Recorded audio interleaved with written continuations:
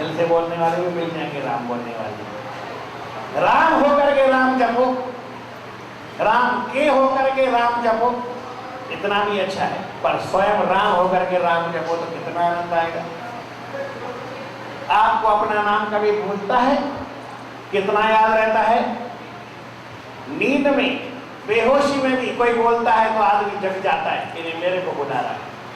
वो तो ये थोड़े दिन का पक्का है।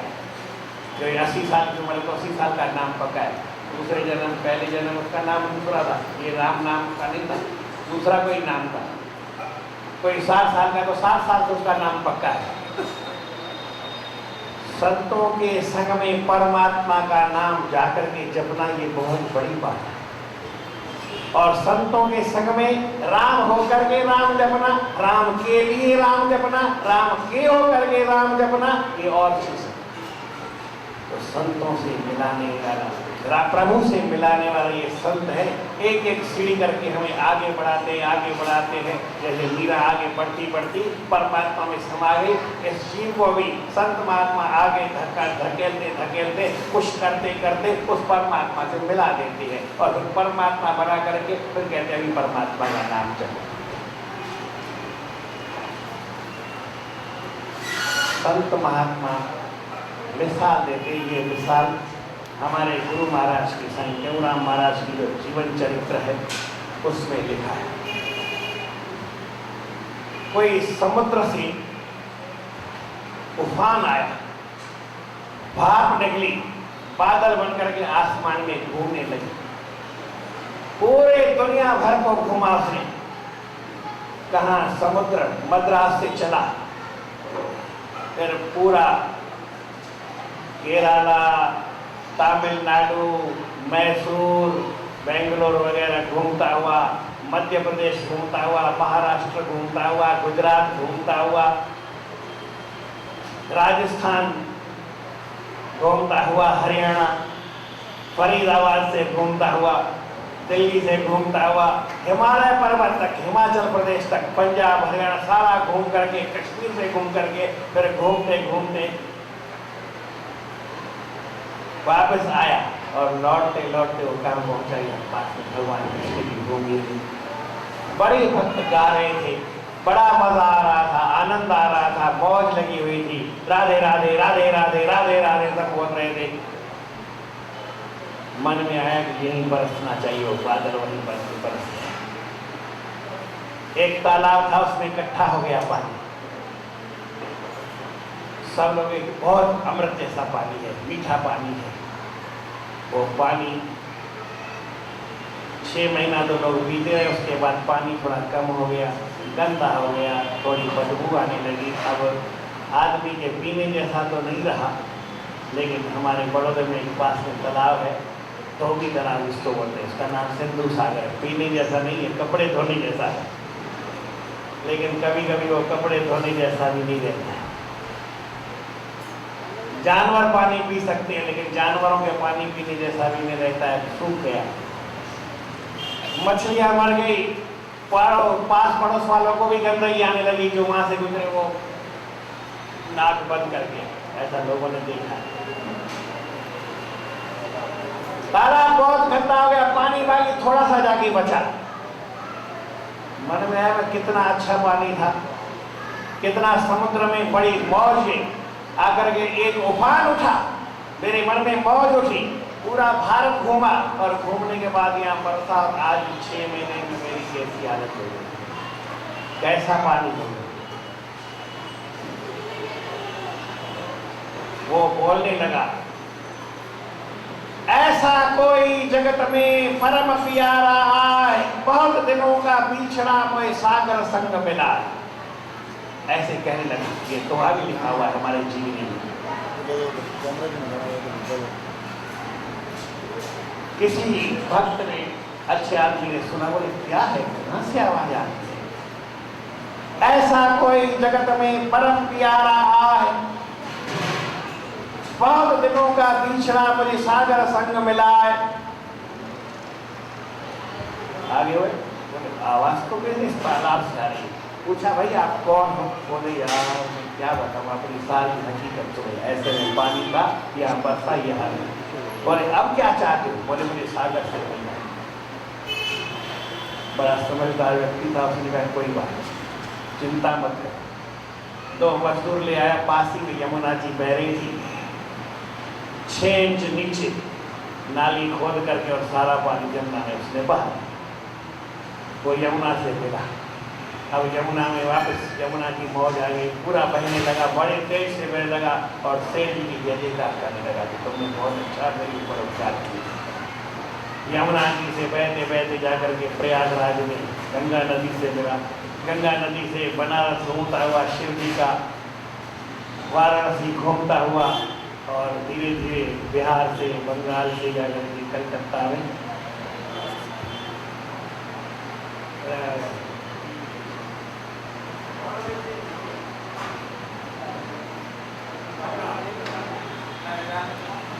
5-10 मील के पीछे पड़ता है, इतना प्रेशर होता है।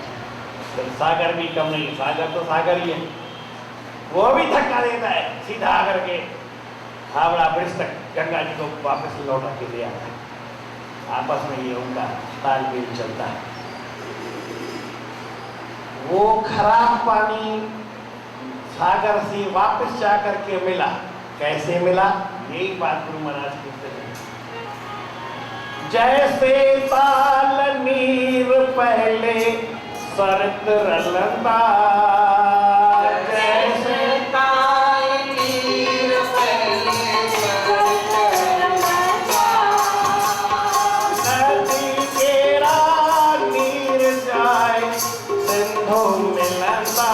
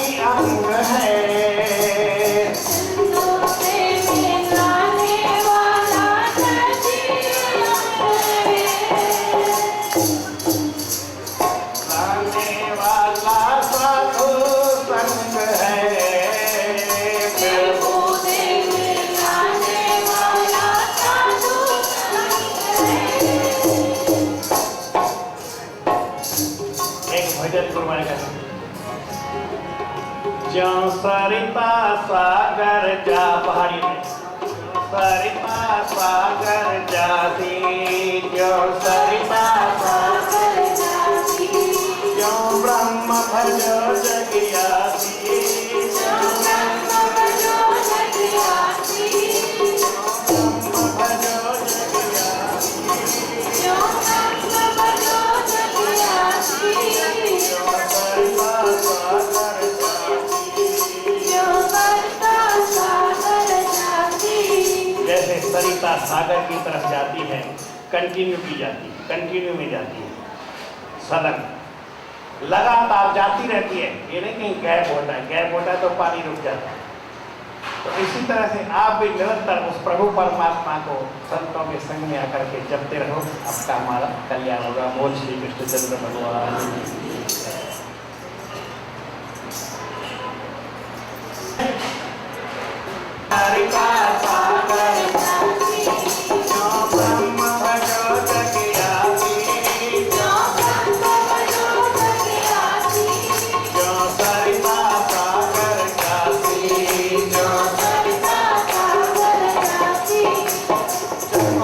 चाहत जैसे चंद को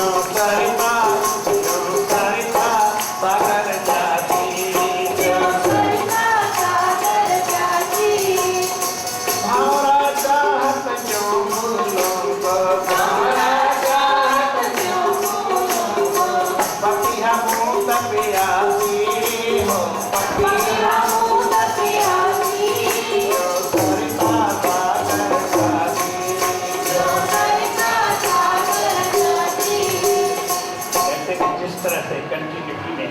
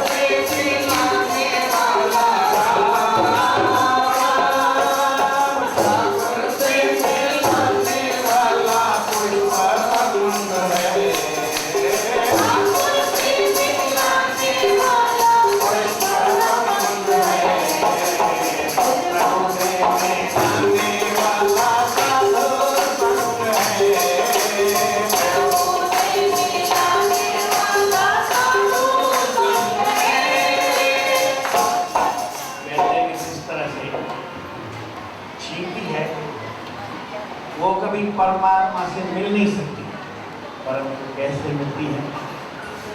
एक जंगल में कोई फूल खिला हो, उसके ऊपर और कोई वो फूल तोड़ करके आके भगवान के ऊपर चढ़ाया, तो भगवान के मस्तक पे गए। उसने पुष्प का स्तर किया, पुष्प के अंदर जो पराग है उसके साथ बैठे परमात्मा के सिर पर चढ़ने वाला एक छोटा सा कीट है, वो भी पुष्प में बैठ करके भगवान के सिर के ऊपर चढ़ता है। एक भूल होता है और एक भ्रमर होता है, तो प्रेम से बोलो श्री राम।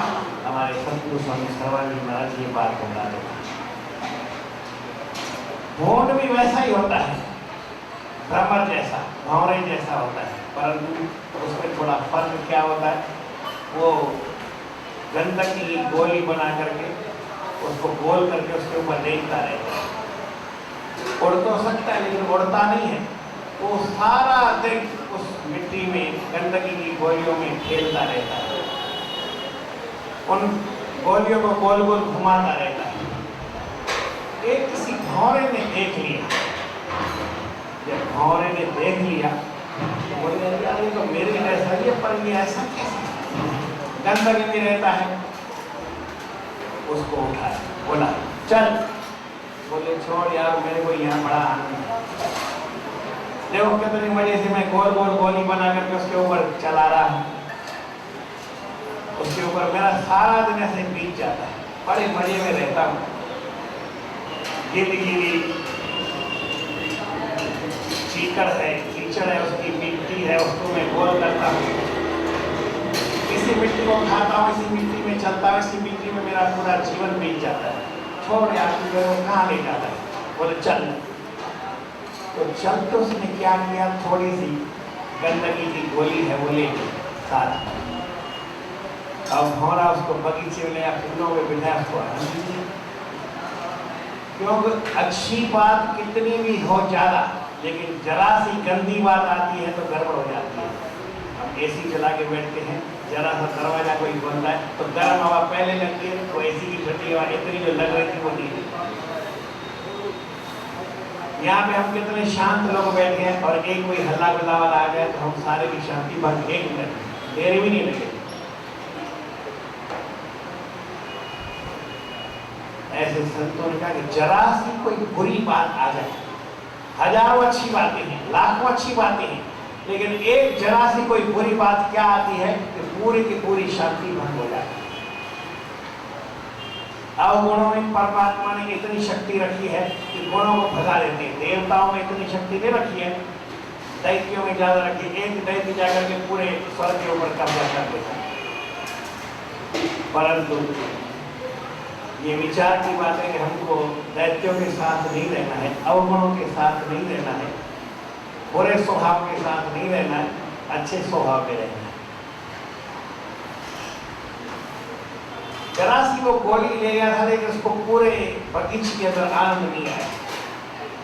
1-2 घंटा बीता, भंवरा समझ गया उसके साथ। उसने कहा चल यार इधर आ। तो उसको कहीं तालाब था और इस पे डुबकी लगा कुल्लाकर, तो मुंह से उसकी जो गंदगी थी वो भी निकल गई, वो भी साफ हो गई, बाहर से भी साफ हो गई। अब गंदगी नहीं रहेगी। ले करके वो आया, उसको चमेली के फूल पे बिठाया। इतनी ज्यादा खुशबू नहीं होती पर फिर भी बिठा दिया, बड़ा आनंद आ गया। गेंदे के ऊपर बिठाया, ये फूल हो गए, खुशबू ज्यादा नहीं होती है पर फिर भी बड़ा आनंद आने लगा।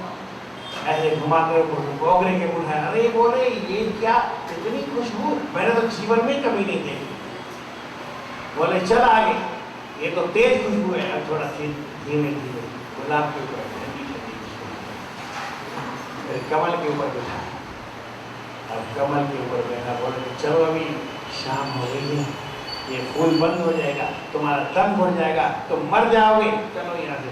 बोले यार मरने को तो आज मरने ही देंगे, हमको कहीं चलने जा रहे, हम इधर ही रहेंगे। तो वो सारी रात फूल में बैठा रहा।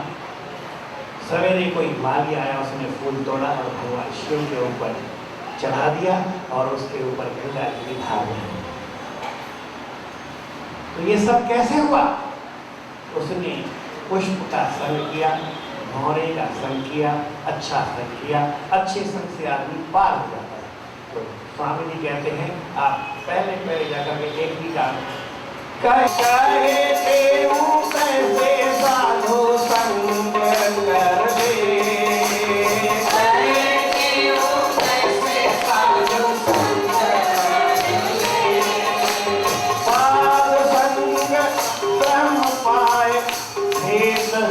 दे, ठंडे हो जाओ,